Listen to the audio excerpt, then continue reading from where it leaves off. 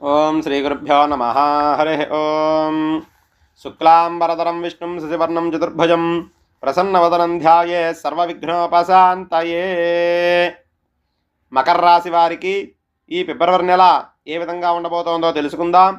మీ జన్మ నక్షత్రం ఉత్తరాషాఢ 2, 3, 4 పాదాలు కానీ, శ్రవణ 1, 2, 3, 4 పాదాలు కానీ, ధనిష్ట 1, 2 పాదాలు అయినట్లయితే మీ జన్మరాశి మకర రాశి అవుతుంది.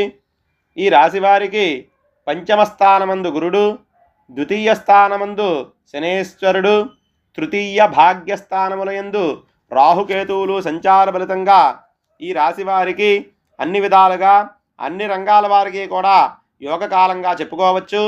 చేసేటువంటి వృత్తి వ్యాపారాలయందు లాభం కలుగుతుంది. ఆరోగ్యం చక్కగా ఉంటుంది. ఆర్థికంగా బాగుంటుంది.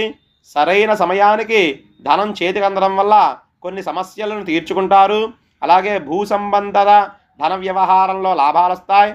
ఉద్యోగాలు చేసే వాళ్ళకి ప్రమోషన్తో కూడిన బదిలీలు ఉంటాయి.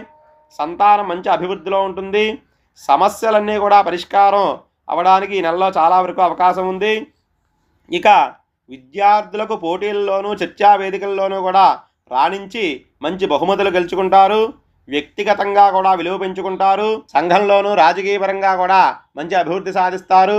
విదేశాలు వెళ్ళాలనుకునే వారికి కూడా ఈ నెలలో చాలా అనుకూలంగా ఉండేటువంటి పరిస్థితులు కనబడుతున్నాయి.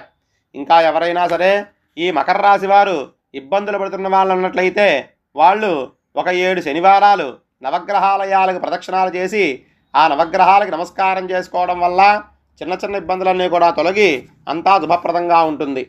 స్వస్తి.